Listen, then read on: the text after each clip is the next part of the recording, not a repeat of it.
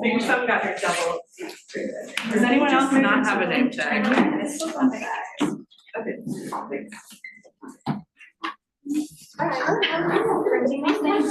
A challenge that I think. Yeah, I did the same thing. I said that and I was like, oh yeah, no, this is not great. Well, then I was like, oh my god.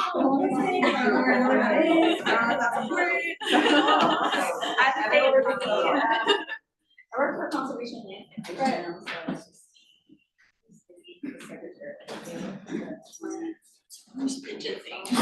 I know, I was like, So, you know, it was fun. yes, so like, way better job than those great spring games, guys. If there aren't enough of you, there are more chairs. How are you? Good. How are you? Oh, yes, of course. Lindsay, did you want the post-it spread out? Yeah, that's perfect. I'm Kayla. Sorry. Nice to meet you. What was your name? I'm Ella. Nice to meet you. What is it? Yeah, they found you something. So long ago. Really?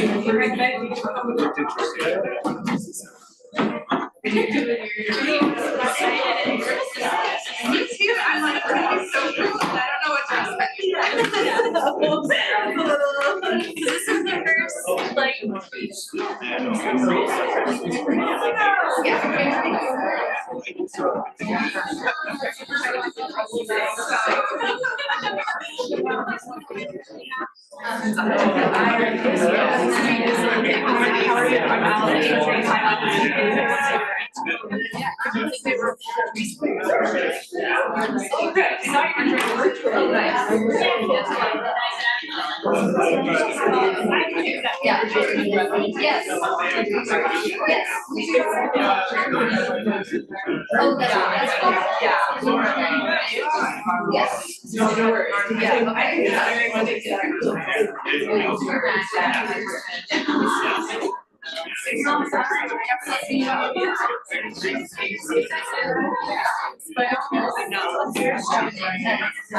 Yes, you can sit here, but you will end up moving. That happened to both of us. But feel free to like, you can say, maybe it'll work for you. Maybe it'll swing to another degree. Yeah, just try it out. Just let us know what you think. Perfect, it did work for you. It always. They're like, you'll fit it in. Yeah. There was a long break about 10 years. Oh, cool.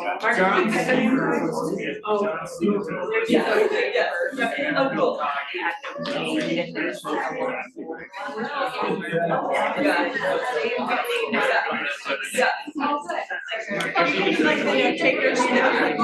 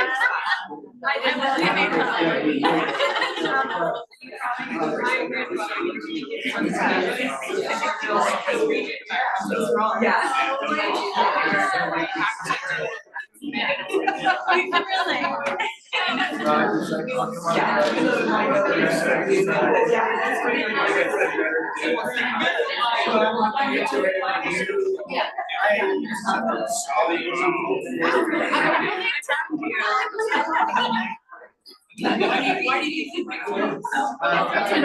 was like, go back in and look, see if I can. You have literally no idea. And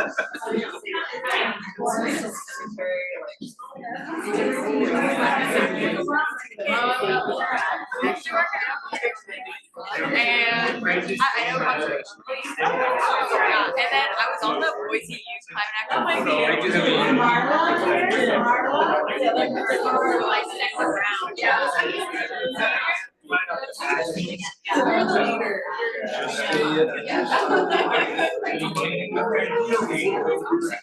Yes. Yeah, I know, like, I work for Panera.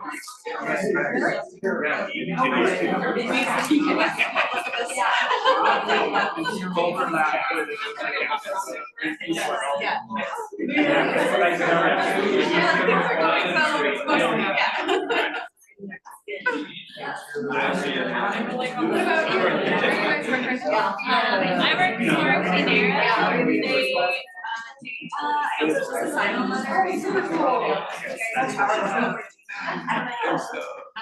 Previously.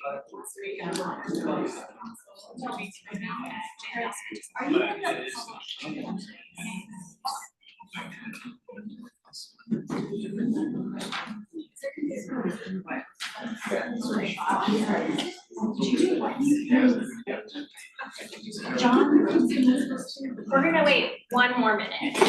We're still waiting. You're just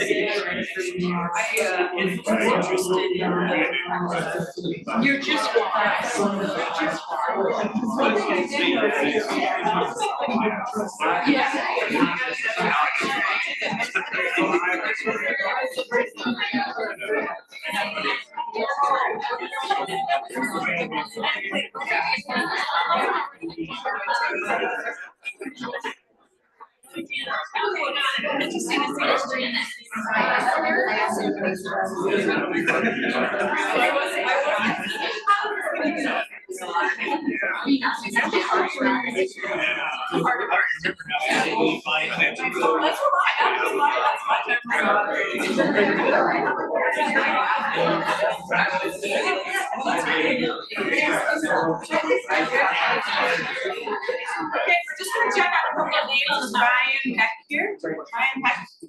Lindsay Watkins. Josie Fretwell. Josie? Okay.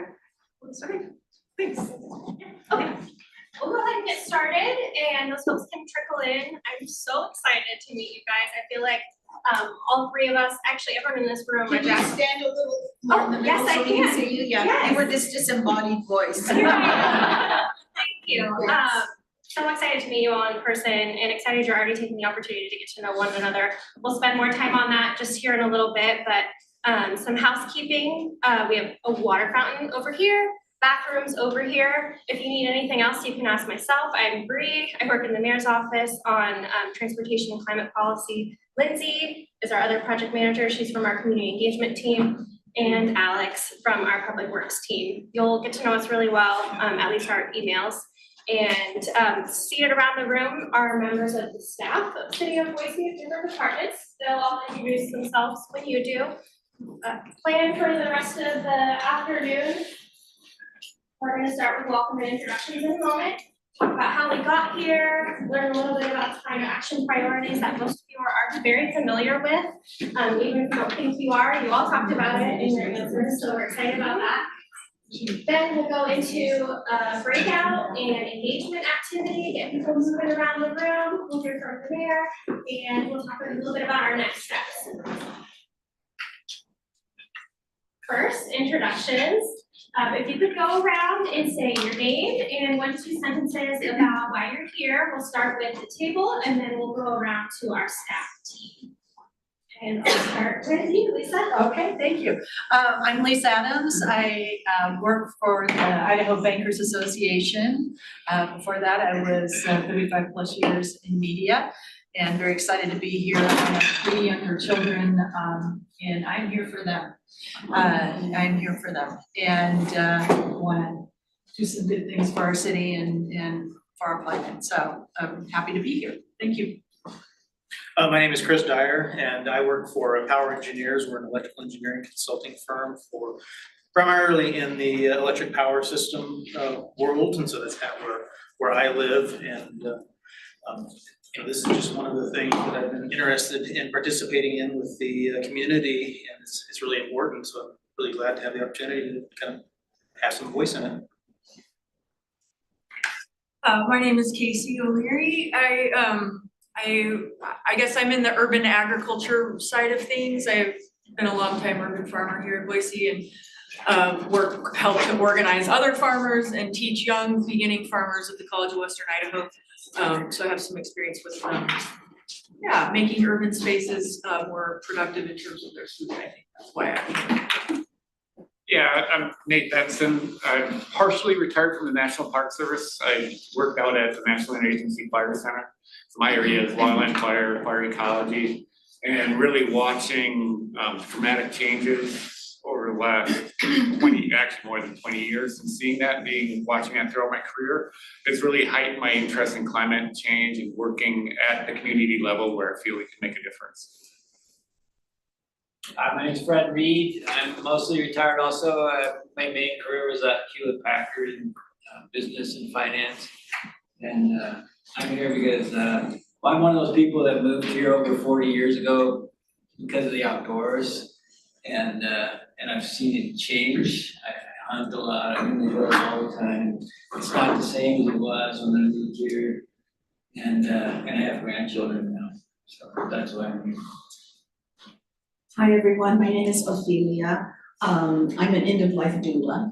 I'm retired from what I used to do, which was I did various things. I was in property management. I helped attorneys with patent prosecution, and I managed a dental office. So it was very varied. But at this point, I'm an end-of-life doula.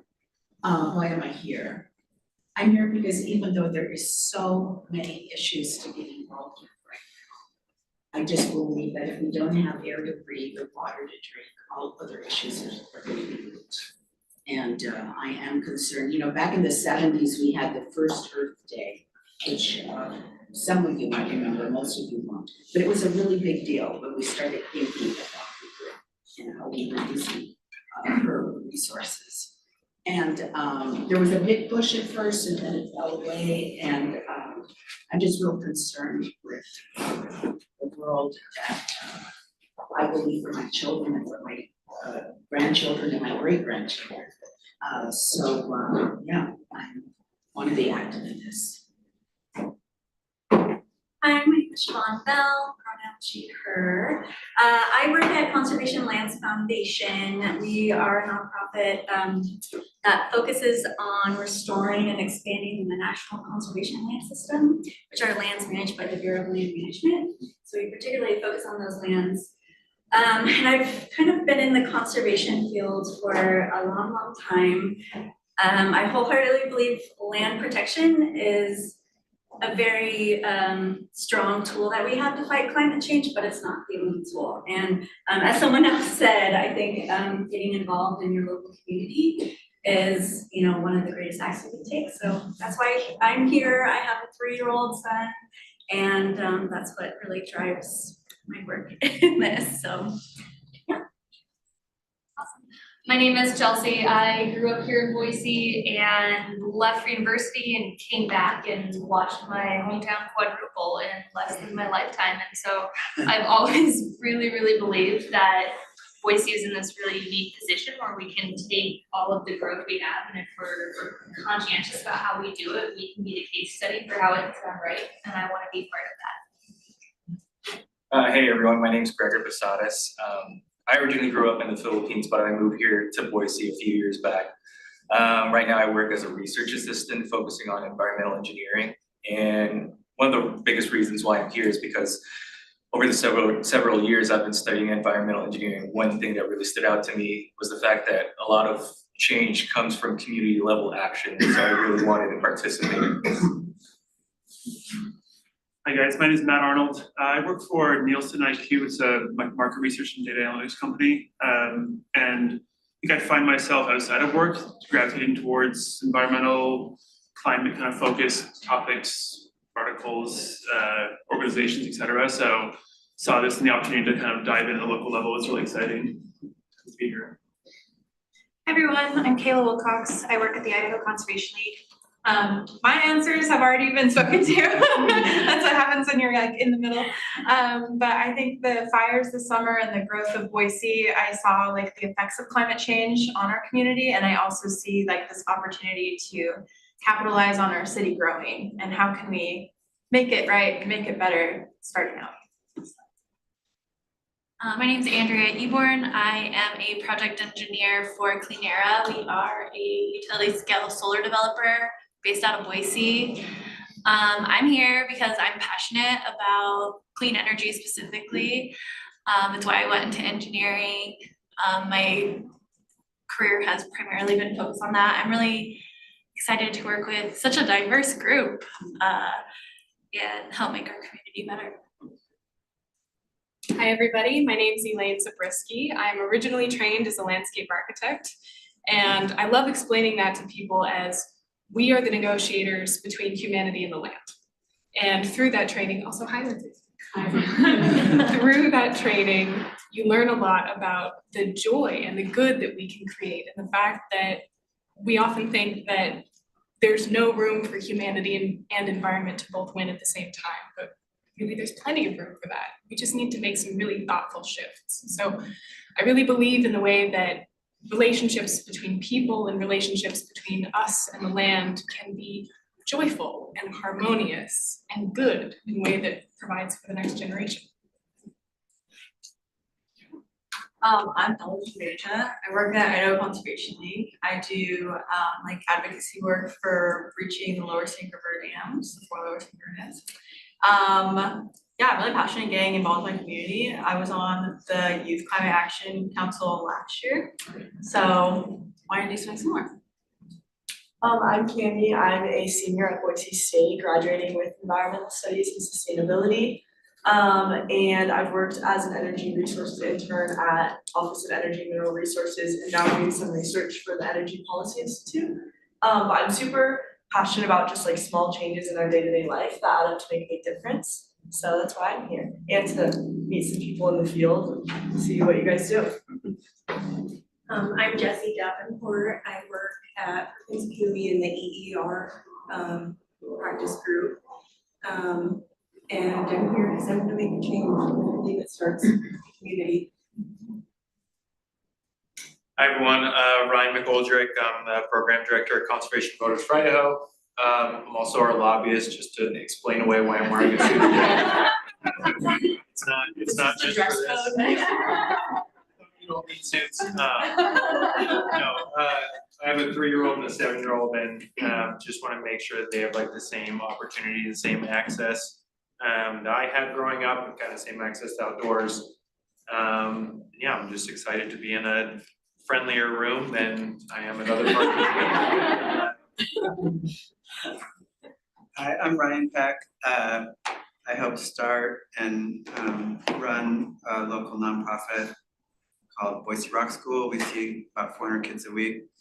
And I also do a lot of public lands policy research. In fact, I'm defending my PhD on Wednesday, so it's fun stuff. But yeah, I'm here because climate is, I think, the collective action issue of our time, and it's nice to be useful.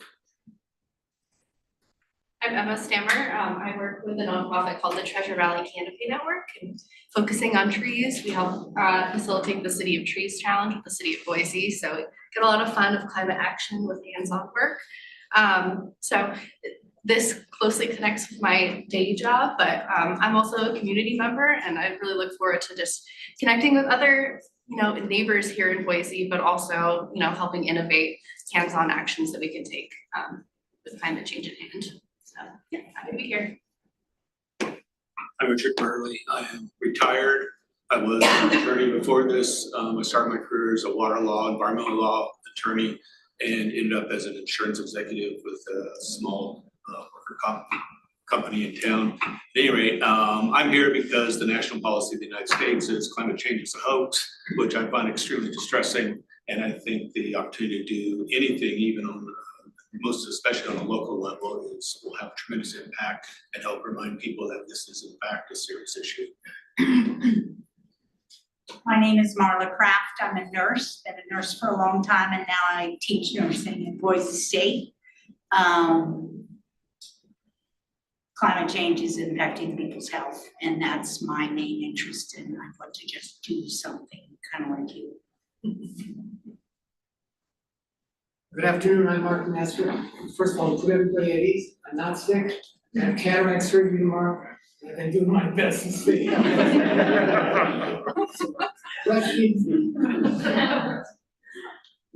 Well, I'm here, perhaps, I had a 30-plus year career with the Environmental Protection Agency. I worked here in 1978.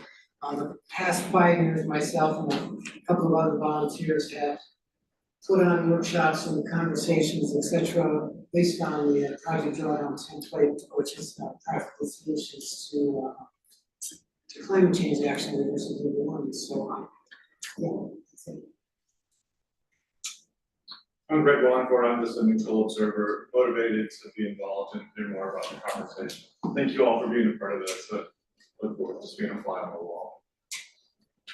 Lindsay Watkins. I'm a senior associate of decarbonization at US Green Building Council, Ida Lane. It's great to be here with you all and see such exciting diversity in this group. But what I do for work is I'm focused on that big 40% of global CO2 emissions that are coming from buildings and energy. And so really motivated to make some market transformation happen in the Valley and otherwise. Great to see so many familiar faces. And Greg reminded me our meetings are open to the public and streamed on YouTube. So you can go back and watch them later. We'll send out recaps and notes as well, but that's for everyone's awareness. And we'll go around the room with staff. Tina, will you start us off? Sure. So I'm Tina Riley. I am our geothermal development coordinator. So I work to grow our geothermal system. So if folks aren't aware, we have the largest geothermal system in the United States. So great source of clean energy that can help us to meet our carbon goals. Hi, I'm Melissa Stoker. I'm the communications manager for Public Works at the City of Boise. I am very concerned about climate. I'm especially interested in supporting sustainable local agriculture, and so I'm interested in the web of open space that they protect for us and our pollinators. I buy Snake River seed exclusively from my garden, and I got a tree from Treasure Valley Canopy Network, so thank you, you guys. And I also wanted to say I'm going to be taking a few photos today. I think for some of our residents who couldn't be in the room today, sometimes they like to know how do these things get done, and so I'll be snapping a few photos. Don't mind me. Hello everyone, I'm Deanna Dupuy. I'm an urban planner and I manage our long range planning team in the Planning and Development Services Department.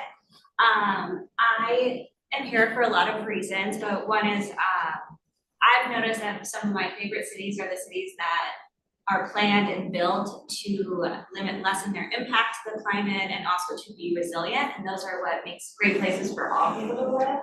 And I want to help Boise kind of move forward in that and protect a lot of the great things we love and advance what is a great city.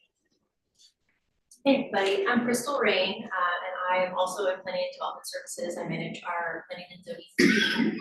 And climate work and sustainability is just one of my biggest passions. As a child named Crystal Rain, I think it was after going to school and looking at how it could make an impact, I thought that a well-planned city is really one of the biggest things we can do to make things more efficient. And good to meet you all.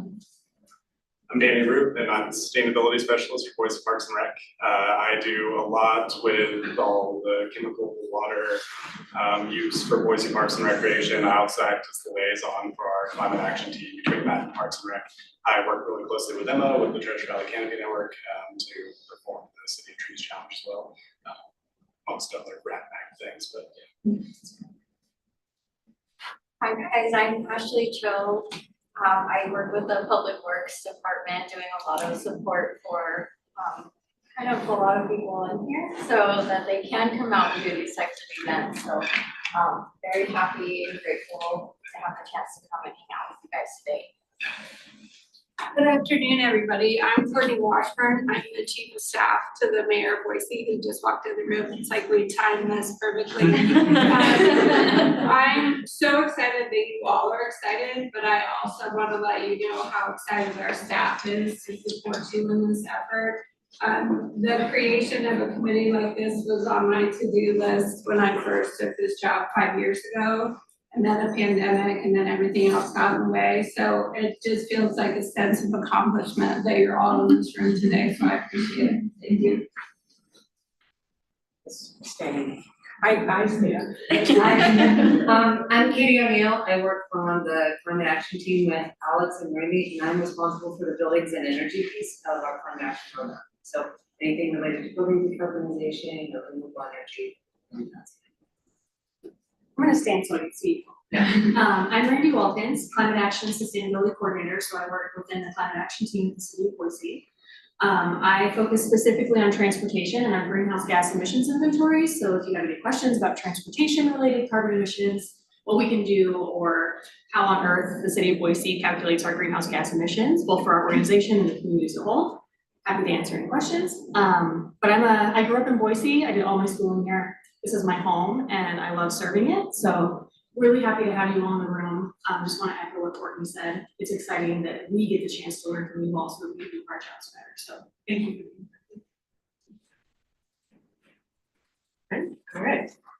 So reintroduce me, but I'm Alex Brooks. I also work on the Climate Action Division. And before we get started, we wanted to define some terms as a group that we're going to be using pretty often. And so this is a working definition, and I'd like your feedback on it. And so if you think anything is missing from this definition, or you'd like something changed, we'd love that input because we're going to be using the words climate action over and over and over again. And we want everyone in this room to feel comfortable using it, understanding what it means, and we also want our community to start being comfortable using it when they're talking about things that they do in their life that are sustainable. So the definition that we came up with is climate action means taking steps to reduce pollution, protect natural resources, and prepare our community for the impacts of a changing climate to ensure a healthier and more sustainable future for Boise. Let that sink in. It's a lot of words. Does anyone think anything is missing from this or anything that they would change? Are we afraid of saying fossil fuel for political reasons, so we're gonna be on No, we can talk about philosophy. Pollution's kind of broad. Sure. Yes, our team struggles every day with getting technical versus using language that the every person would understand. So I think that was kind of the idea with putting reduced pollution, but I agree fossil fuels are a very important part of the conversation. In a way, I think it's a little bit conservative. We're talking about reducing and protecting and bracing for impacts, but what about a world where we take enough action to win? What about regenerative design?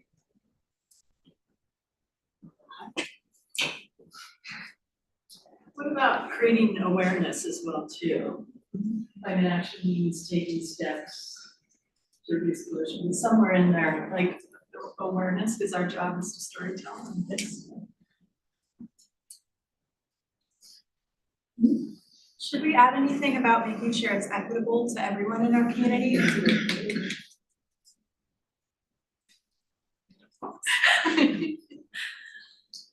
I mean, in that vein of public awareness, it's more empowering communities, giving them the tools and resources they need to take climate action. There's gotta be an education piece in there, right? Because a lot of people don't do what a lot of you do here, and for them to understand. That's a big barrier. Awesome. We'll take these notes and rework the definition and we'll revisit it next time. I really want us all to be on the same page about what we're talking about when we talk about climate action. Thank you for, yes. If we have further thoughts, can we email you? Yes, please do. Yes. Okay, So before we move forward, we're gonna give a little bit of history of where the city's been when we talk about sustainability. The city's been doing sustainable actions for a really long time, but my team was created in 2020, the Climate Action Division. And we created the Climate Action Roadmap in 2021, which was approved by council as our path to carbon neutral and a climate resilient community. We're gonna be talking about the Climate Action Roadmap and a few of the pieces. It is a very long document and we don't expect you to read it, so we will try to break it down and take out the important pieces. And then in 2023, we signed a clean electricity contract, which means that the airport and our Lander water renewal facility are run on clean electricity.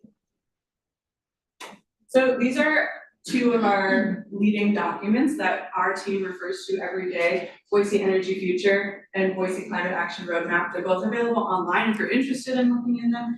If there's anything you have any questions about, our team can definitely answer those.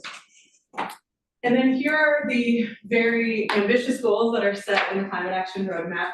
The first two goals are focused on our municipal operations. So 100% clean electricity by 2030 and carbon neutral municipal operations by 2035. And then we move on to our community goals, which is 100% clean electricity by 2035 and a carbon neutral community by 2050. So for the last few years, our team has been focusing on accomplishing these two goals, but we cannot accomplish the community goals alone. So that's why we are looking to all of you to help give us feedback on how we can accomplish the goals with all of the community members. The Climate Action Roadmap is divided into 7 priority areas, and we're going to be referring to these just to kind of categorize all of the climate actions. We recognize that not everything is here. That's why there's an other board back in the middle of the room. So we're open to suggestions. This is just the way that our plan was laid out. I'm going to go through and define each of these a little bit, and then when we do our activity, there'll be examples of each of them up on the boards. So energy in buildings, this is electricity, carbon emissions that come from buildings, carbon emissions that come from construction, anything that has to do with energy and buildings that's happening in our community. Transportation kind of describes itself, but it includes cars, it includes, our trash pickup, any vehicle that is on the road. It involves small equipment, so like lawnmowers, things like that. It involves public transportation, it's really any vehicle. And I know there are people in this room that could describe these better than me, but I'm just giving a brief overview, so fill in the blanks where you can. But consumption and waste, that's anything that goes in our trash, recycling, compost bins, and what happens to it after that. Innovation and engagement is a little bit of a catch-all. We know that we cannot reach carbon neutral with all that exists up here, so we're looking for new technologies, new ideas that are emerging. And engagement is that piece that you mentioned, Lisa, the involvement of the community, the education, the awareness.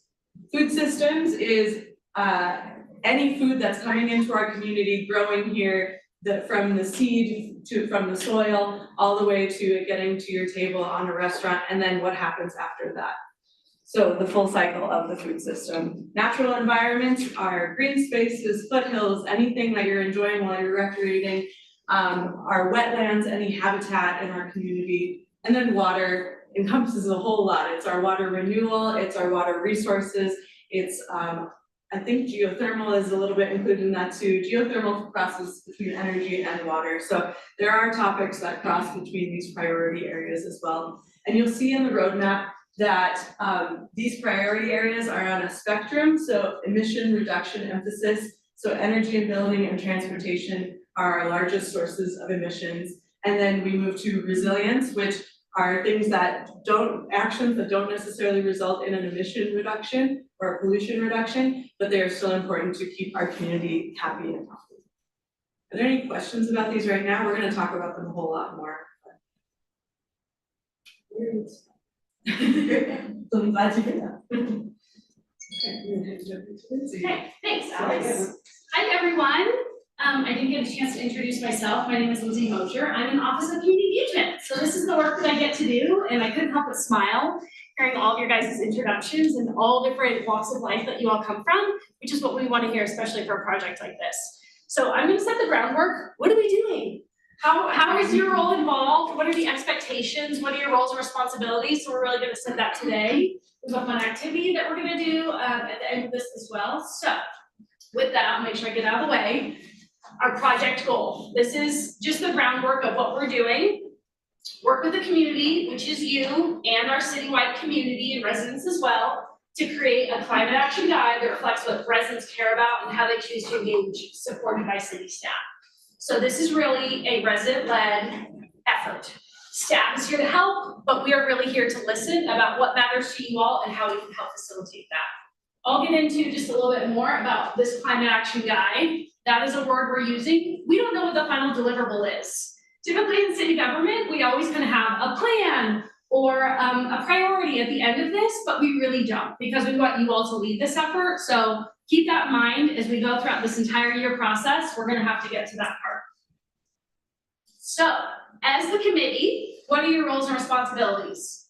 Number one, provide community-driven insights. Each of you, as we just heard in our introductions, comes from such different parts of your workplace, your personal lives, why you're here, what motivates you, and that's amazing. We want you to bring those experiences to the table, and also the lives that you live, whether you're talking to your neighbors, or your friends, or your coworkers, or your families. That will really drive how we keep information moving forward of what you guys hear in your own personal lives, what you hear when we're doing community engagement. So make sure that you understand that there's a two-way ask here, that it goes back and forth, and you're really bringing those personal stories back to this committee as well. And then back to that number two, define and guide the final deliverable. Like I said, we don't know what that is yet. We'll kind of do some activities as we move along this journey to define what that is, because we will have to have a point at some point that staff is like, okay, you're telling us what we actually need to create now, so we have time to go create that, and then make sure that the community can use it as well. Any questions on roles or responsibilities right now? Cool. Okay, so for our committee meetings, just a few things on what to expect. Monthly meetings, you should all have a calendar invite. The first Monday, I believe, is that what we're on right now? Second Monday, yep, 2025 as well, not 2024, like your agenda says. Yay, I'm working on it. So we will meet monthly. You all will be compensated at the end of this for your time and efforts as well. That will be a flat fee that you will all get at the end of this. So that's just a personal effort that we're trying to make towards appreciating your time and efforts that you make to this committee as well. Opportunities for community engagement. At the end of this, we have a couple community conversations. We'll be doing different activities. You're encouraged, but by no means required to attend any of these community meetings. It is a good point to hear what other residents are talking about. What are their feelings? You can have more one-on-one conversations with folks. Again, not required, but encouraged if you'd like to get some more feedback as well. Like I said, engagement and feedback from your own personal circles. That's why you all were chosen on this committee, a diverse group of folks. And then how we'll kind of create these meetings based on what we're hearing from you guys at these committee meetings will really drive what our next topic will be at the next meeting. So if we hear we have lots of interest in energy or lack of information on energy, we might bring some of our outside partners or internal resources in to kind of talk about that at our next meeting. Ignore the notifications that might be happening online. This is my last slide, I believe, and then I want to do one quick introduction. So here's what the project timeline roughly will look like. There was a city council presentation last week that had the same information as well. We're in phase one. We have our first committee meeting today. We'll have more going on after this. We'll have a survey that launches in a couple weeks, and we'll also have community engagement that starts as well, kind of in that March and April timeframe. We'll take this phase two, which includes you all as well. Okay, here's what we heard from the community. Here's what we're hearing from you. Kind of analyze and look at that data. What are we hearing from members? And then prepare that for what we think we need for the next round of engagement.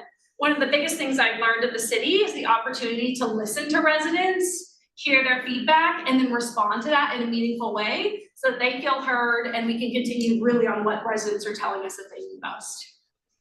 And so then we'll go back out to the community again in phase three, and then phase four is kind of that building final deliverable with our last committee meeting ending in December as well. And of course, we'll end with a marketing and communications plan. So we want to make sure that our residents know how to use what our final deliverable is, and people feel informed, empowered, and educated to take their own climate action. Any questions about the timeline or anything so far? Perfect. So before we get into our activity, I'm gonna kick it over to Mayor, who just stepped in to say a few words. Well, thank you, Lindsay. Welcome, everybody. It was awesome to, where is the camera? Am I? Yeah, okay, yeah. It was awesome to walk in here and see all of you, and I'm sorry I didn't get here in time for the introductions, so I would have loved to have heard that.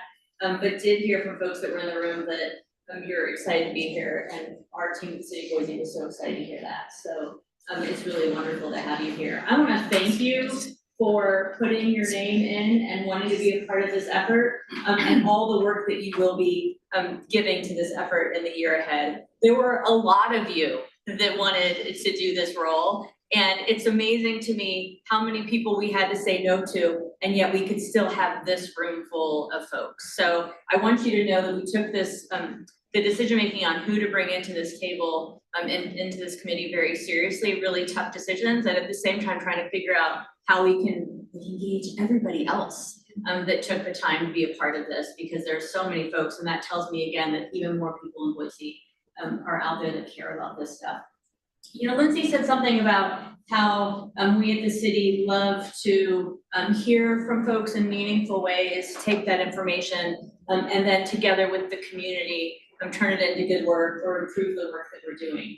And I thought I'd share a little bit with you why this work is important to me, but then talk about like how what we're doing in this room is so similar to what Boiseans have done on key issues over the time, and then the time that we're in now, why this matters so much more. And you know, back in, so I'm going to tell you my kind of early Boise foothill story, because this shapes so much of how we think at the City of Boise about working with community for impact. And back in 2001, after the hard and good work of a committee of people that developed a foothills plan, I had the honor and privilege and true gift to be able to run the first foothills campaign with 500 volunteers from around the city. In 4 months, we knocked on people's doors. We shared our stories of why we loved this place, why we thought it was important to protect the hills and what we saw for our future. And in that effort, with 500 people that had never done anything like this before, we made friendships, we connected as a community, we took a campaign that was like polling at under 40% and won on election day with 60%. And that started this legacy we have now in this community of protecting open spaces for generations to come. Even more importantly, and that is the foundation of that, which is working in common cause to think about where we want to head as a city and as a community, and then doing it together. And that is the story of Boise. You guys are this next committee that's going to do a really cool thing. You're following in the footsteps of the committee of people that planned out this dream, this crazy dream of having a green belt along our river. The proposal was made, and then people got to work together to make it happen. You're doing what people did, as I said, in the Foothills campaign, where I learned what it meant to be a Boisean and how we work together. 2, 3, 4 years ago, in the midst of COVID, we had a committee of people that came together and dreamed up a pathways plan, 112 miles of pathways that now the city, in common cause with the community, is going about doing everything we can to make it happen. The next one of these is you, and that is our Climate Action Committee, to help us figure out how we can envision a more healthy and resilient future in partnership with our residents, because when we do it in partnership with our residents, it means we'll actually make the goals that we've set out to achieve. And those goals that we set out to achieve weren't just my goals or our goals. I really believe that they came from the community over the years, hearing how important it was that we lead on resilience, on clean water, on open space protection, on taking care of and ensuring that we have opportunity today, but well into the future. And Boiseans understand how that's connected to being climate resilient and taking community action. And so now more than ever, I'd say, in these times when we're witnessing the potential that the good work that we've done in 4 years is going to be unraveled, that we're wondering where the funding will come, that we are seeing leaders continue to wedge division between us, it becomes fundamental that we continue to do what Boiseans do. And I really believe that we're gonna make the difference by putting our heads down, rolling up our sleeves, having these conversations about what matters, because this place and the people that make her is what matters most, and then getting to work and doing it together. And you guys are around the table, you're gonna make this possible for us, and I'm so grateful that you took the time to apply, that you said yes when we called, and that you're gonna be a partner with us in figuring out how the community partners with us to ensure that we not only take climate action, but at the end of the day, we have opportunity for our residents. We're a much healthier city. We are a winner in the winners and losers in the climate constrained world. Most importantly, we're Boise. And we show once again that this is how it's done, regardless of what's happening around us, outside of us. And in that, we're gonna meet those goals, or our community's gonna be richer for it. So I really appreciate the time you're gonna be giving us in the next year, the conversations you'll have, the listening you're gonna do for us, and look forward then to getting to work and putting this climate action plan guide, whatever you come up with, to work with each and every one of you and those that you'll touch in the process. So thank you all very, very much. Thank you.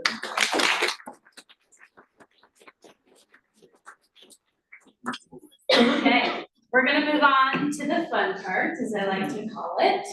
Our first engagement activity. So what we have, as Alex explained, the 7 priority areas are on boards all around us. There should be sticky notes, split up the sticky notes if we need to, and you're gonna take just 3 is all you need.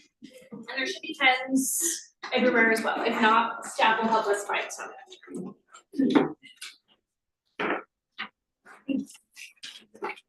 I was starting to count, but I started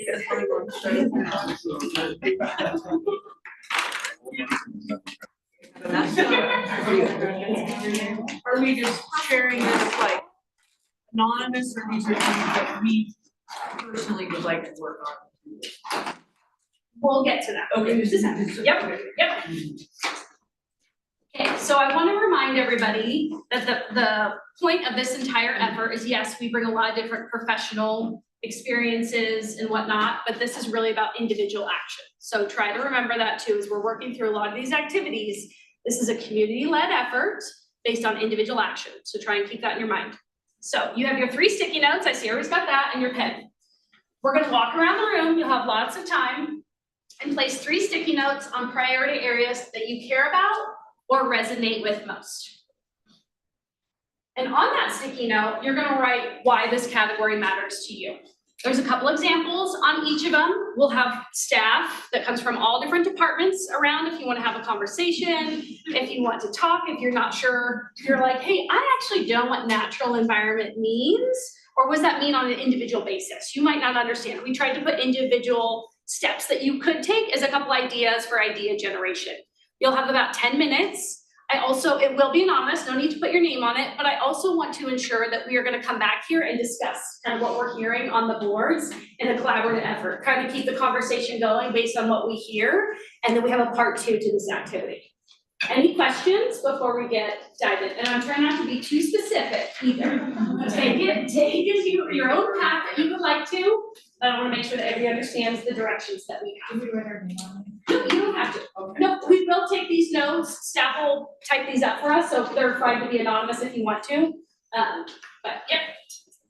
Any questions on the activity? How much time do we have? About 10 minutes. So take your time, walk around, read each of them, and you got 3 sticky notes. Okay.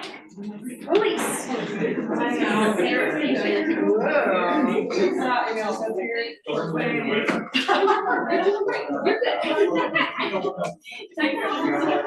No, I would be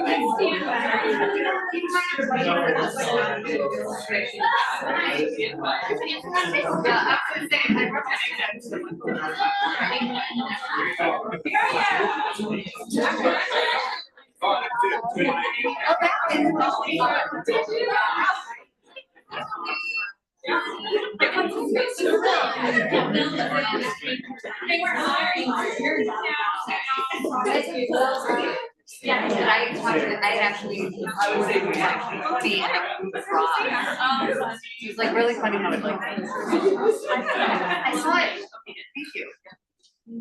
I went down there today, I'm like, I just go to the basement and just find them. Thank you. How are you? Good. Good to see you. I know. I love it.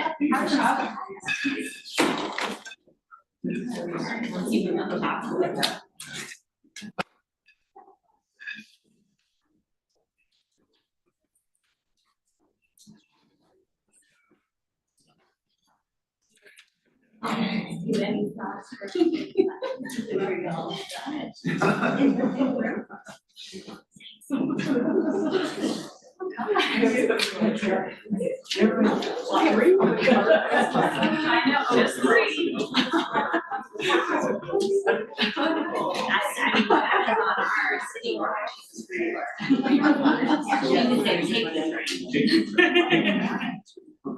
But I mean, I've been in there since Yeah. I think apologize to you. The last time I saw you. Don't you worry about it. Yeah.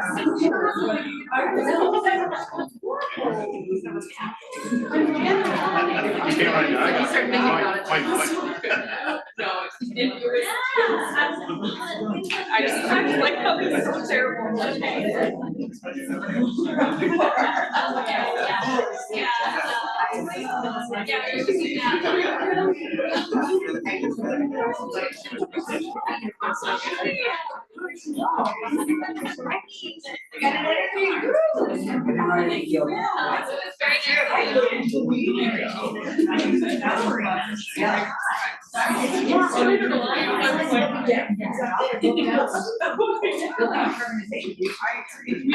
We should talk. I've been meaning to touch base with Steve forever because we used to meet like every once in a while, but yeah, let's do like a monthly or two. And I've been trying to get a song for all people to start. Is that I don't know. Oh, no, it's You're with the QGRF, right? yeah, we got like 57 garden items. Sorry. I don't know the status. So. You're just gonna rank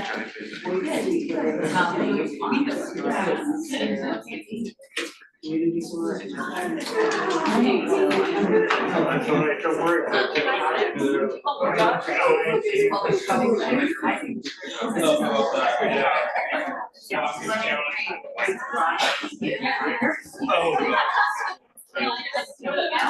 Teachers have the skill.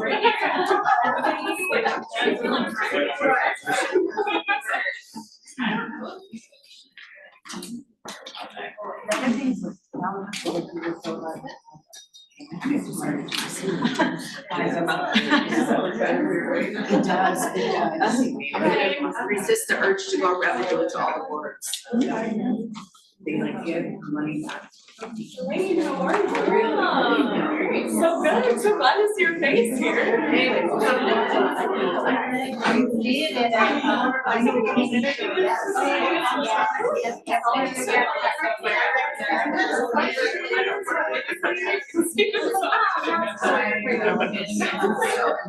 So I really answer that.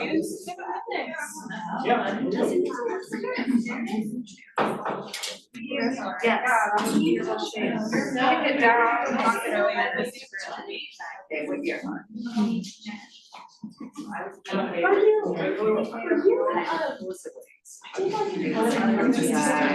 No, wake it up. That's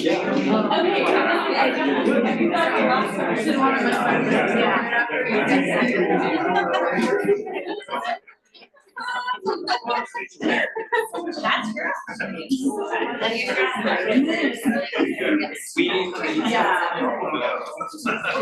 Coming straight out everything.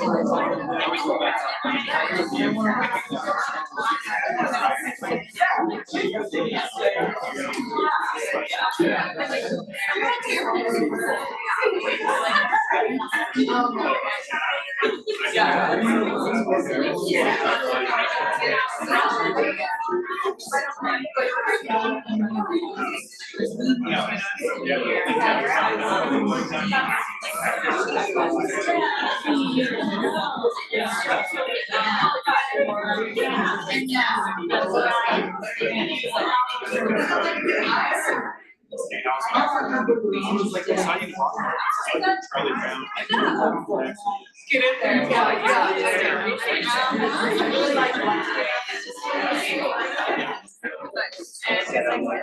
So it's right at those.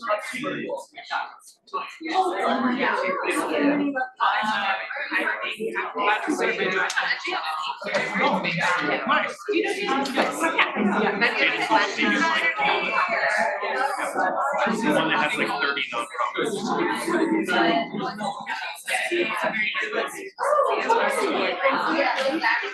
If you like to want to like just ask people what they like, say they were doing, it's just like full information.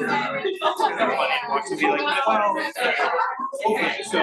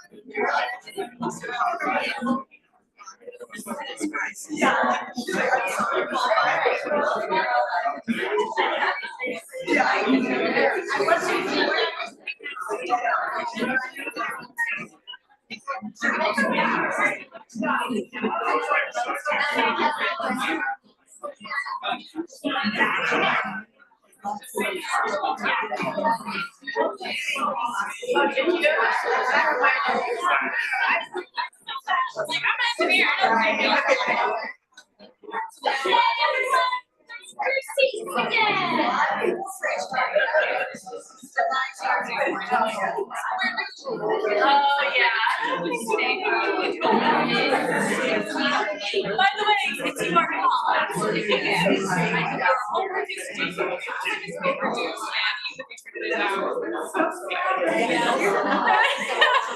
I hear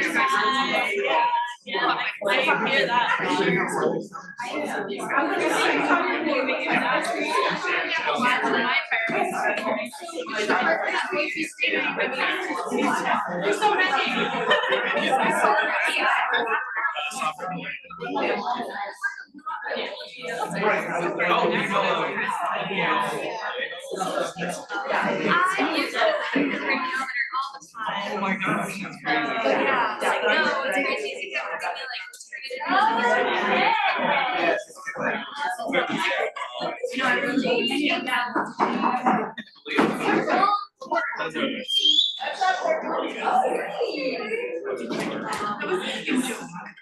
Okay, what'd you all think of the activity? Initial thoughts, hard to narrow down to 3. Where'd your mind go? Anyone want to start?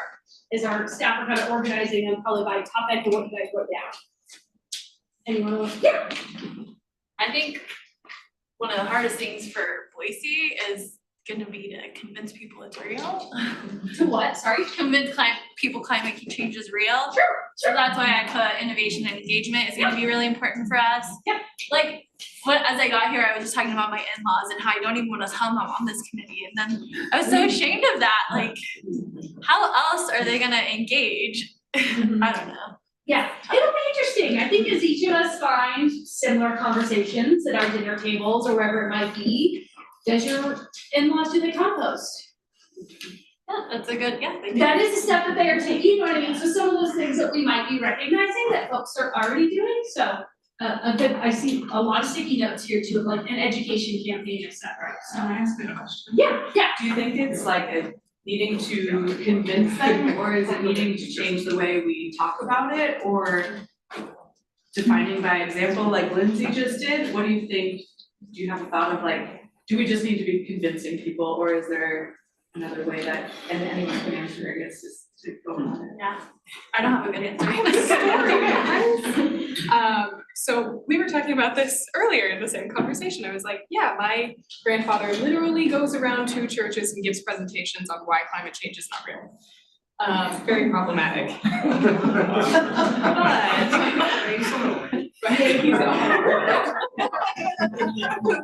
But we had this conversation about climate change once that was not about climate change. We instead talked about how fracking makes people sick. And he said, that's wrong. And I was like, you know, petrochemical refineries also make people really sick. But we do need to create energy here because he's a veteran and he understands that energy independence is national security. And when we talked about the actual steps we need to take to resolve climate change, we agreed on every single one. So sometimes it's not about the branding, it's about the steps.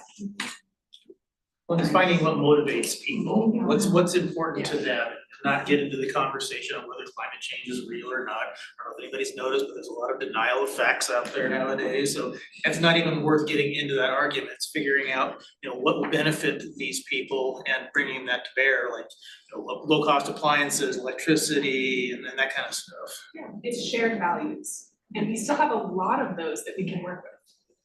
I think as we work through this entire process, one thing that we will always be keeping in the back of our mind is impact and access. Because would we all love to put solar on our homes? Sure. Can all of us afford to put solar on our homes? No, right? But are there small steps that individuals can take that they can also grab onto? Yes. So I think that's something that as we work through all of this, we need to think about all spectrums, right? A low-income resident who lives in an apartment building that we're now doing composting at, which is amazing, and food drop-offs, what access do they have to resources, et cetera, versus someone else that might have more monetary. Both are equally important, to be clear, but something is we're thinking about that we all experience in our individual lives as well, so, yeah.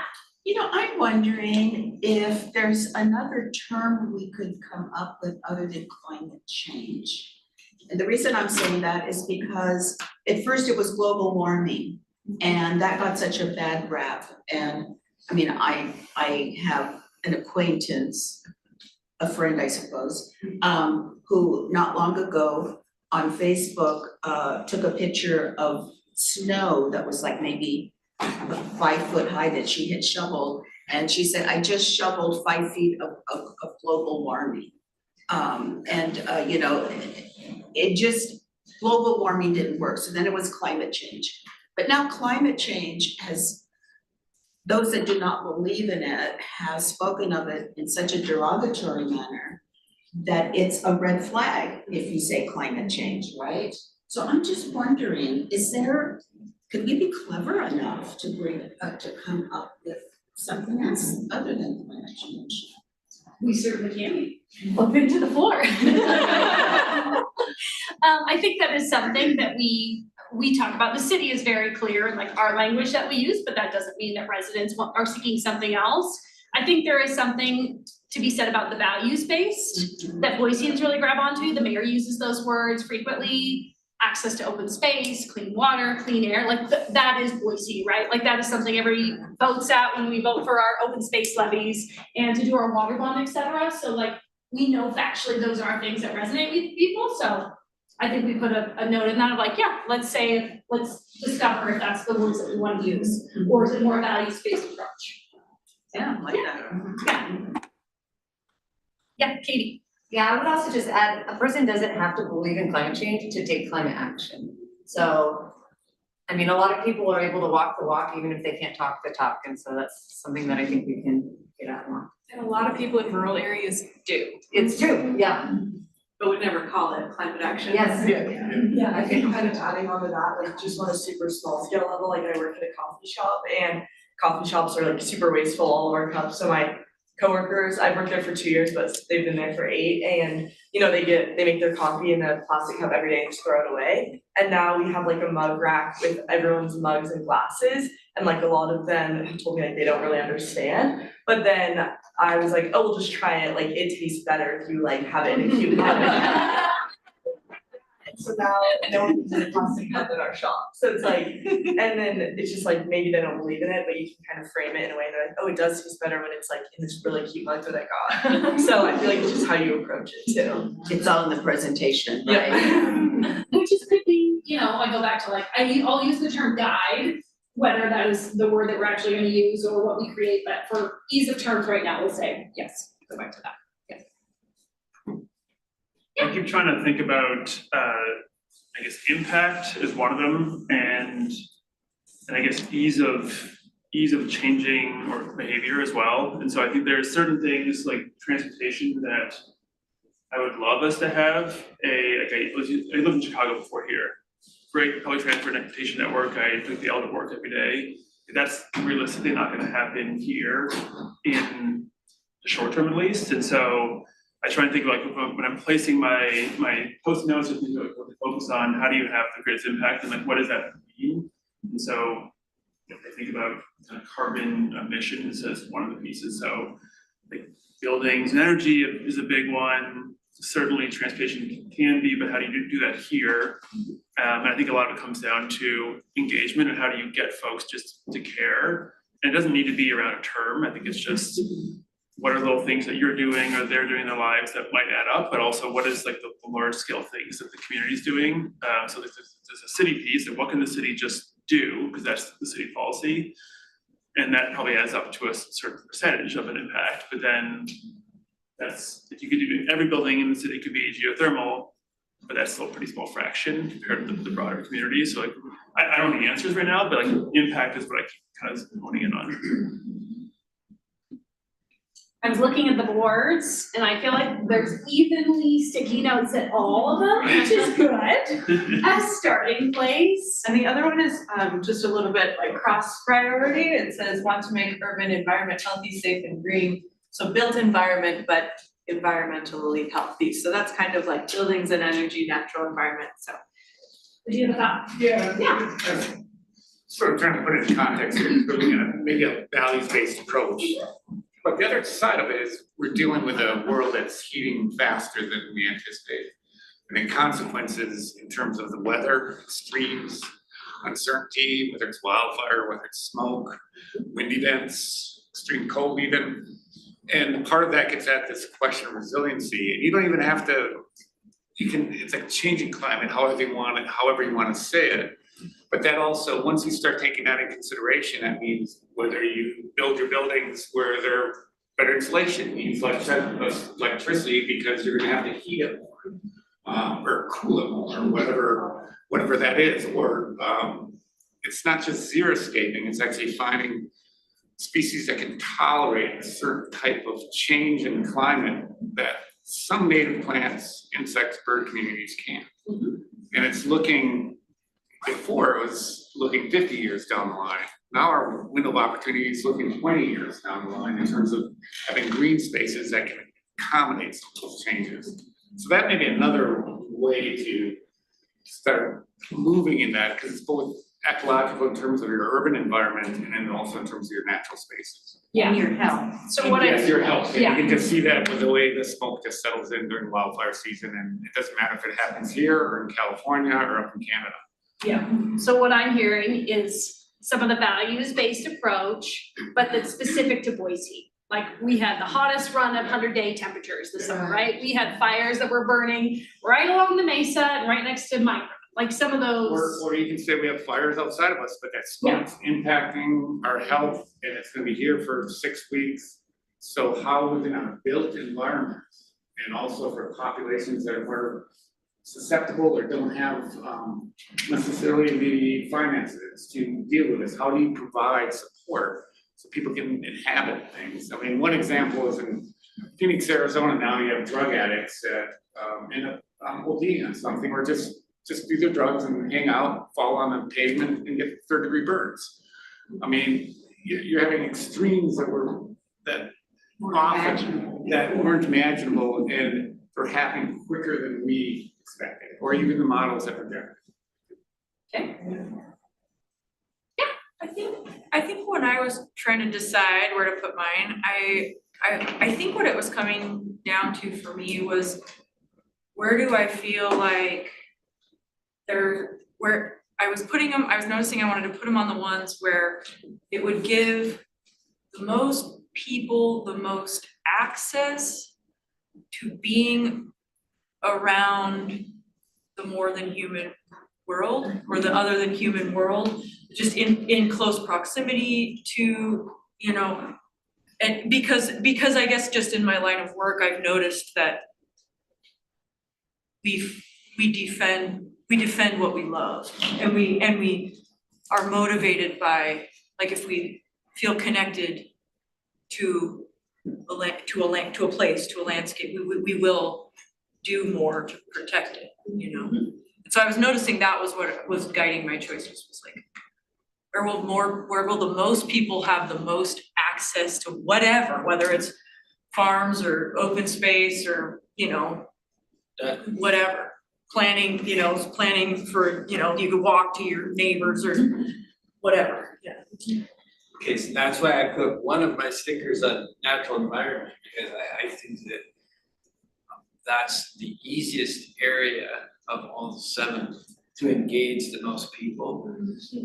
Because you know, a lot of people, they say they don't believe in climate change, but everybody likes trees. Everyone likes to plant trees. I'm a member of Rotary Club of Boise, and we can't get everyone excited about our climate action projects, which we do have some that I'm leading, by the way. But small plug. But it's easy to get people to turn out to plant trees. And it's easy to get them to bring their kids to those, and it's a way to engage youth as well. So I put 2 of my stickers on places that I thought were like big impact areas. But I like this one because it's, to me, this isn't an engagement. And you do some good stuff too. What I think I heard was one, some of the values-based, like family approach. Everybody loves to plant trees, you can bring your kids, get their hands dirty, whatever it might be. And two, access. Yeah. So two things, I'm just like reiterating what I think I'm hearing. Yeah, all Idahoans love. Yeah, yes. Yeah, so I put SEO also a natural environment, and it was really important to get equitable to access these natural lands. And so I kind of talked about like how it's, in a lot of communities, it's very hard to access natural lands unless you are from a higher income community. And so I think making those resources as accessible as possible is really important, especially in like raising awareness for the change. Okay. Any other final thoughts? Because we have part 2 of this activity. Yeah. Yeah, I'm drawn towards buildings and energy because that's my professional career, but I also feel like as people, we spend so much time in buildings, and it's like as much as we love, like I love being outside more than anything, but I think this focus and like holistic notion of quality of life, decarbonization, like ecological restoration coming from the built environment is a really strong signal, not only to our community, but also to the market of like what our expectations are for the way that we develop, for the way that those spaces are for people. And so, yeah, to me, I think feels like a really strong signal to both the community and the market to make those changes. And so it kind of has this ripple effect, right? Because when we dematerialize, that has a huge impact on our resource conservation and responsible land use. And when we put in water efficient fixtures, it's like that hits water. And so it feels like this big nexus point, which you can have just an immense amount of impact and signal to the market to really all of these categories. So. Cool. Yeah, last comment and then we'll move on. I did not put this on a sticky note, but it just hit me like a freight train. These things have to be affordable for people. Money's really tight right now for basically everybody. And if we want something grassroots to be successful, it really has to be financially accessible to everybody. I think we're all kind of touching on that point in different ways, but just a thing to keep in the back of our minds. Impact, access. When I mean access, I mean all varieties, financially, resources beyond just monetary as well. So, okay. Location, yes, where you live, there's lots of things that impact that. Okay, part 2, this is probably the more difficult part. Grab 3 more sticky notes. You're gonna walk around the room, place those 3 sticky notes on priorities that you feel. There we go. Pass the stickies. Okay,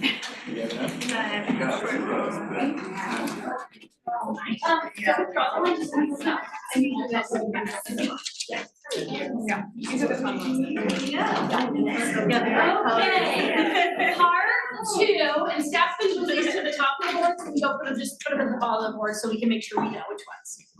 So on this one, you're gonna put the priority areas that you feel less connected to. Again, I'm using the word connected to keep it broad, whatever that might mean for you.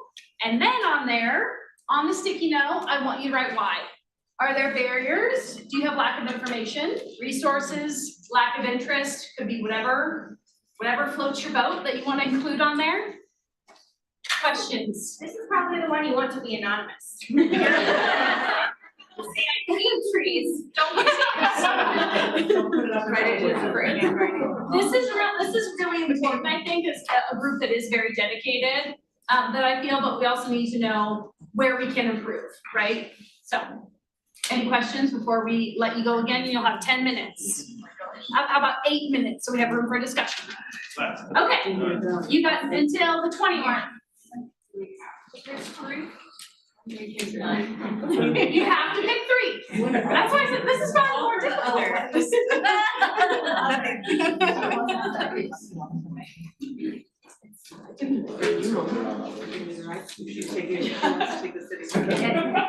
Are you, can you say to the end?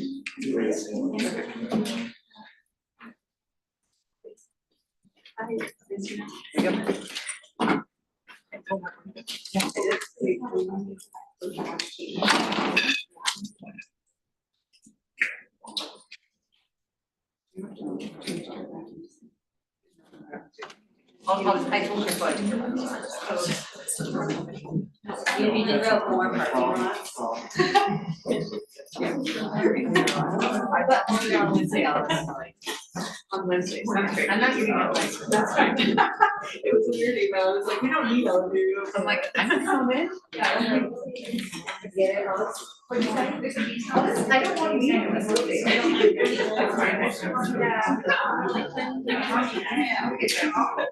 I'll find a way not to myself. Yeah. It's just hard, it's like, yeah, hard to get.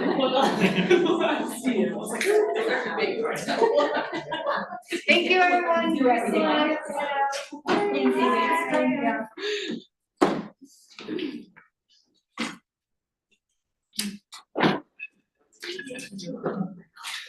I agree.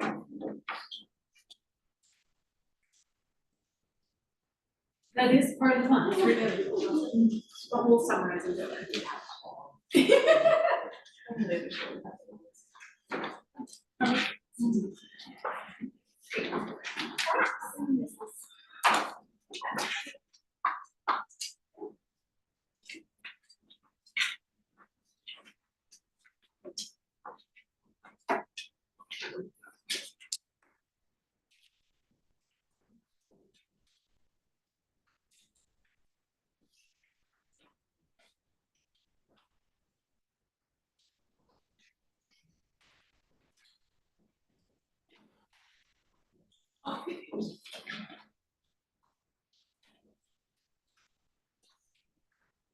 We're going up. Less steps. Try to put words down. Am I not I also is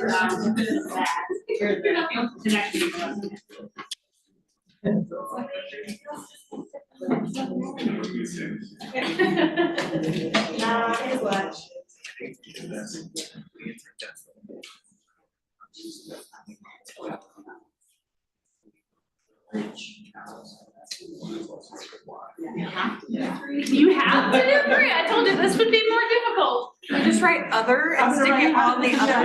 No, that's a no. Oh, dang it, that's what I was like, a loophole, I gotta think like, I like it, it's all. Yeah. Yeah, right. It's hard to choose. Yeah. I feel good all the other ones. About 4 minutes left. I mean, Yeah. need to come up with a new one.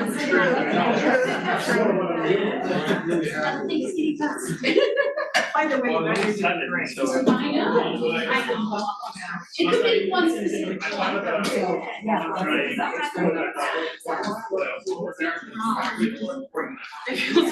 I disagree, you're saying you feel less connected. Yeah.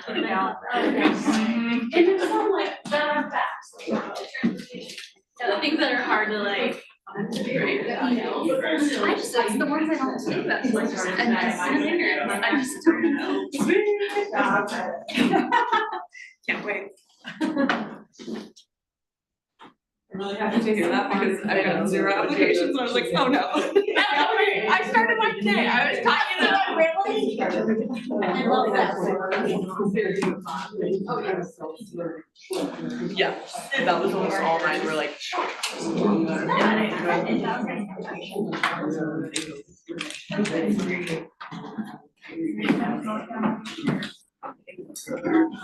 Yeah, that was mine. So.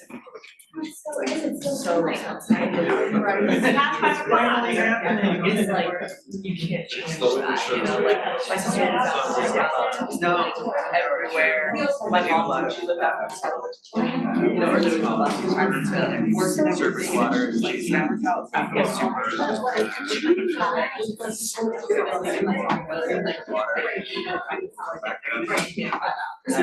So it's respect, sir. 1 more minute.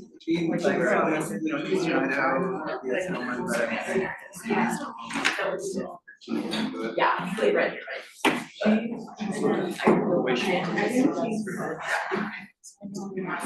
Okay, so you're saying there's a policy, environmental policy workshop? Yes. No, there, well, we just had the annual environmental, like. Okay. Has their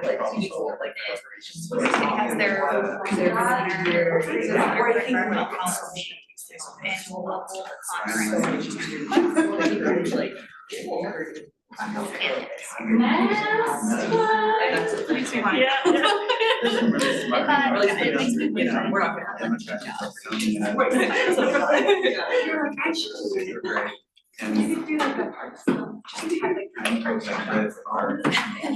Yes. Well, my last one was great because I got to see all these things.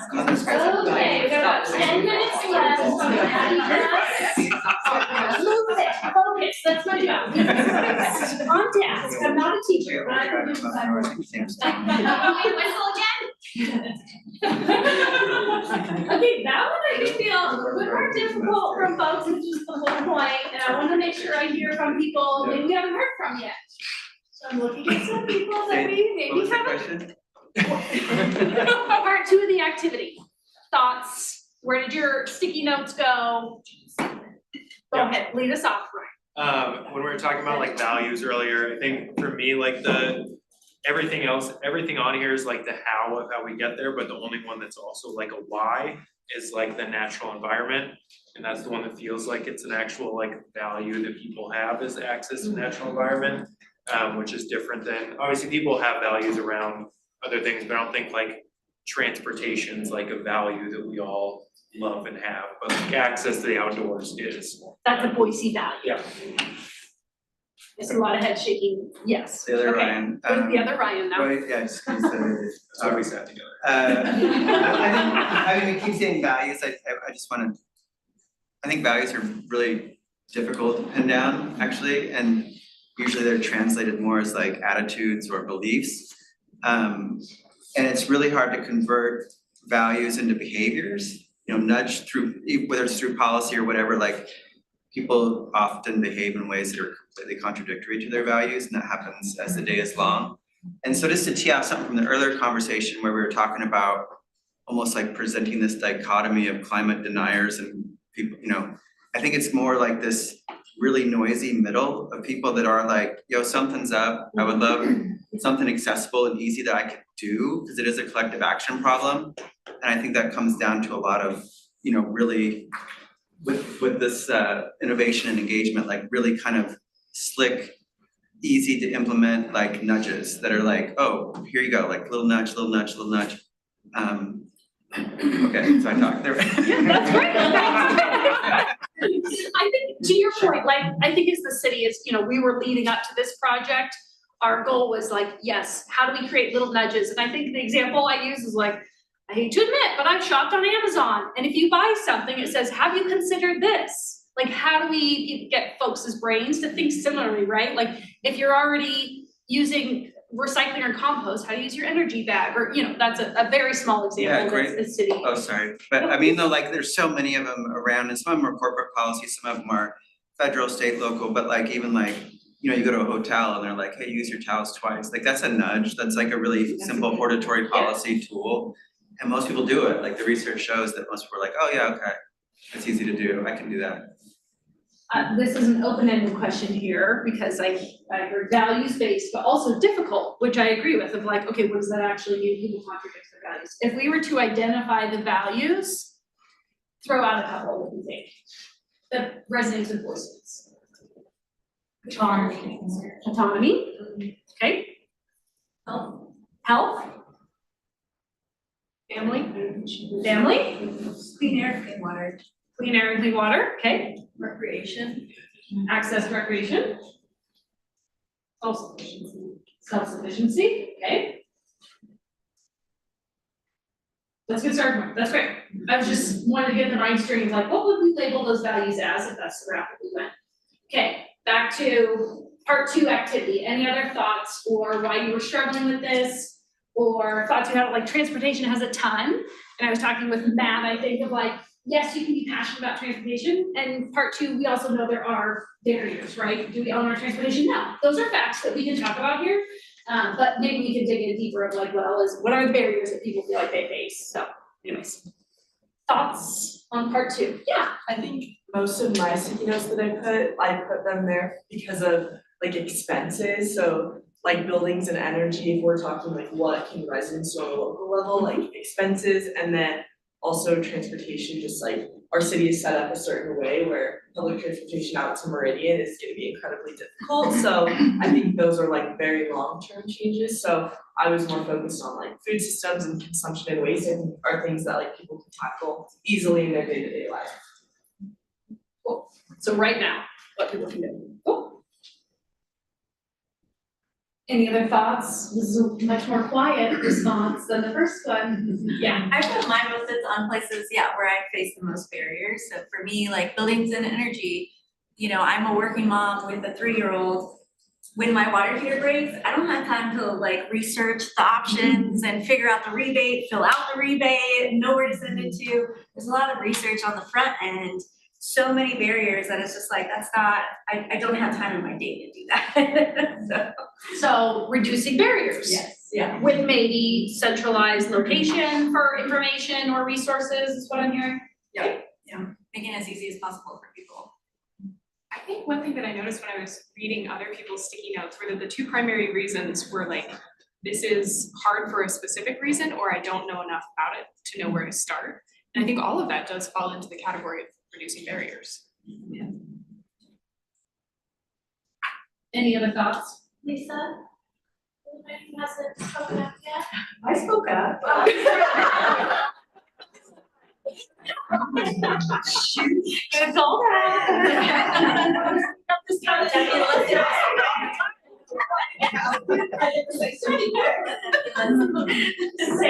Same, I promise. Now I'm scared. It's also okay to be introverted, okay?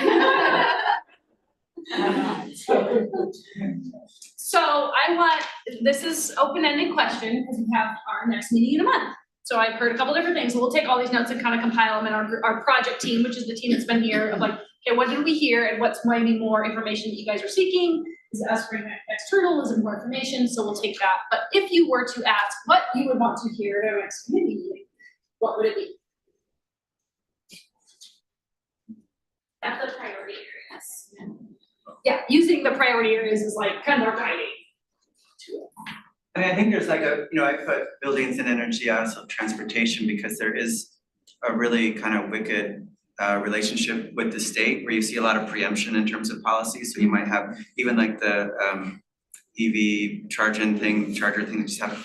And so I think having perspective of like what can be pushed against and what is like, state's gonna show up and like shut down there. Yeah, where. I mean, Ryan might have taken care of that before. I just want to update. Okay, that's helpful. What can we push the button on and what can we not? Prioritize it, so. Okay. Yeah, so we know. That's helpful. That's really good. Think a little bit more about. Or maybe another way to say it is not necessarily what are those barriers, and then we can decide if there's a different way around it to push the button on it or not. But be clear what some of those barriers you face with state or rooftop solar or those types of things, because there's definite barriers. Brian? I think it's helpful too to hear what the city's doing on each of these. And the same thing with when we're like talking to the public, of like people want to see that they're not the ones who have to shoulder the full burden of fixing each of these things. So like having like, here's what the city's doing and here's how you can like fit into that. So it's both like community action and like what the city's leading. Yeah, I think that's an important part that we're trying to be delicate about. The city has the climate action roadmap, right? Of course, with these priority areas, which like the city is doing a ton, right? And our focus is really residents, one-on-one, what can you make as an individual? So also being delicate in that balance of like, here's what the city is doing, but also making sure we keep it focused on residents too. So. I guess I'd be curious if the city had any sticks versus entirely a carrot. I wondered about that too. Elaborate more. Well,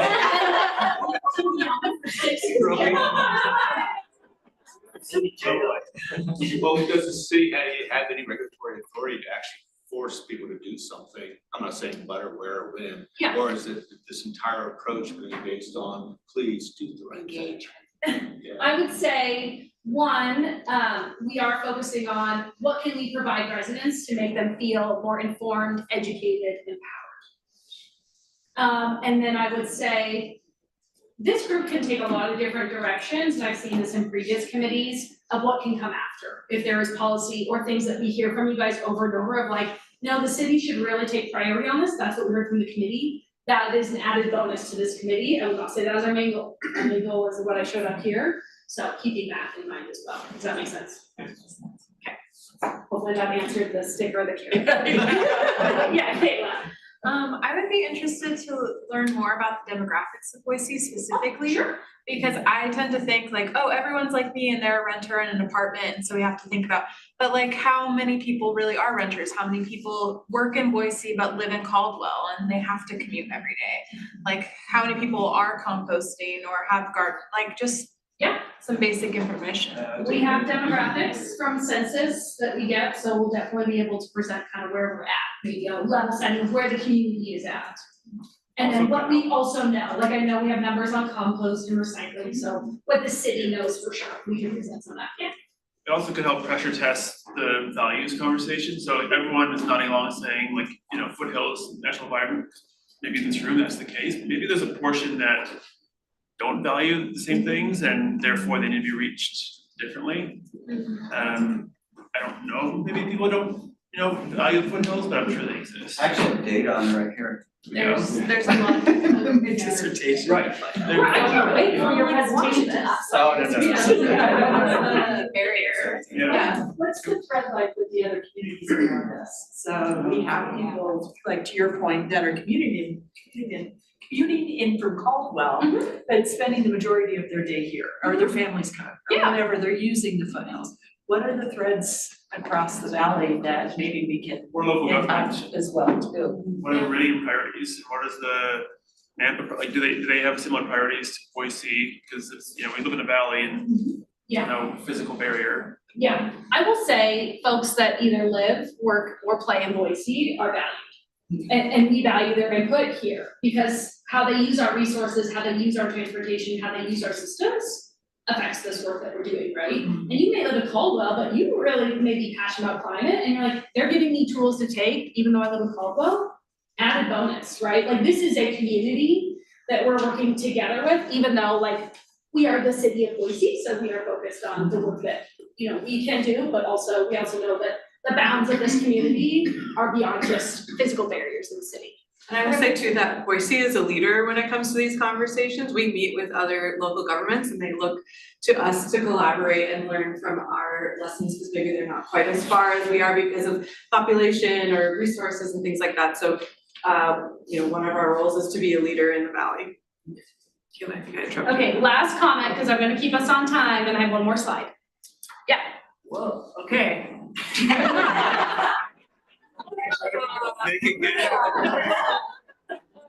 of wisdom here. I guess what I wanna understand, or where I'm getting stuck, is the idea if the goal is, you know, carbon neutral by 2050 in the whole community, what,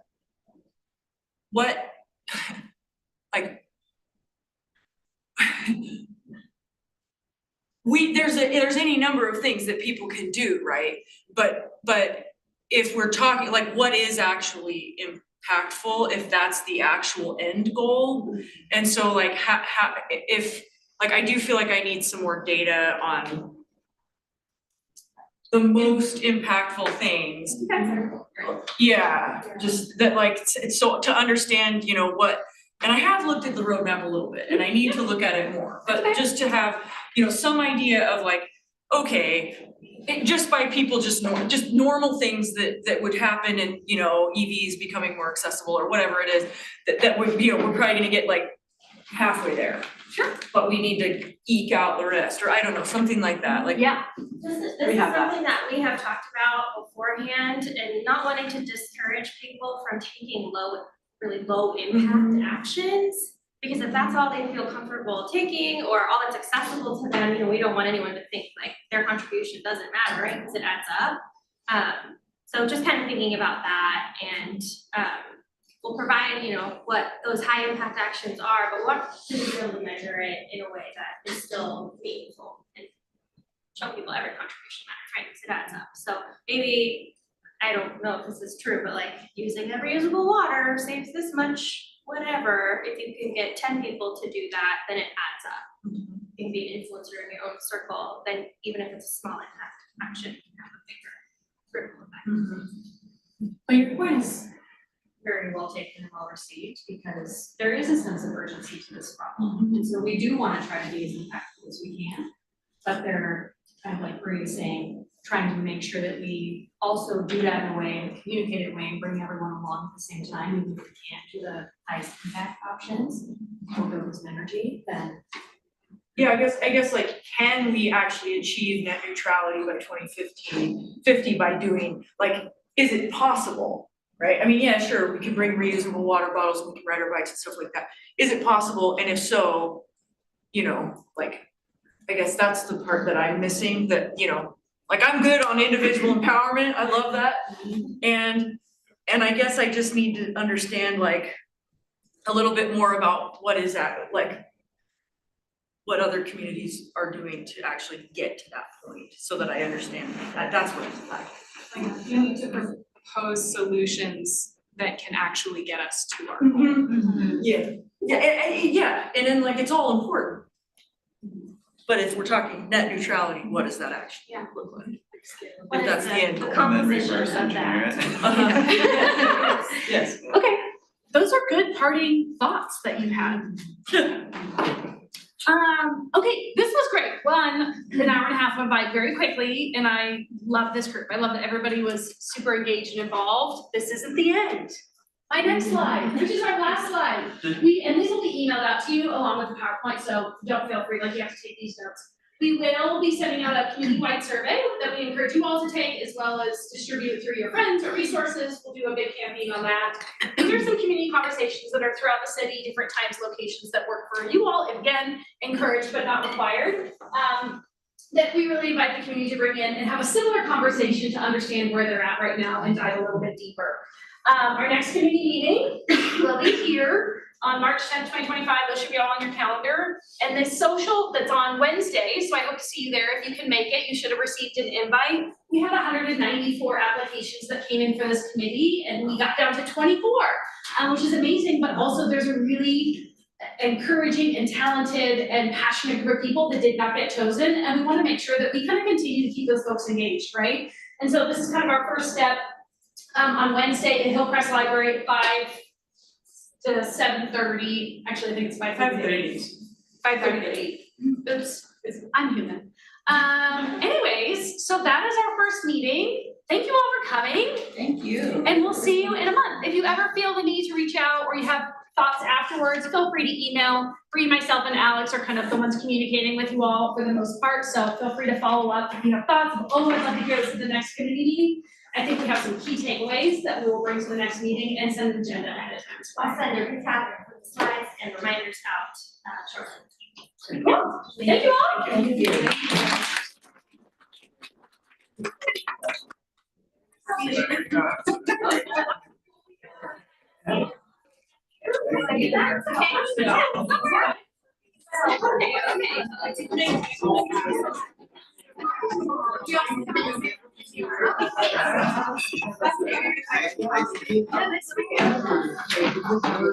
Okay.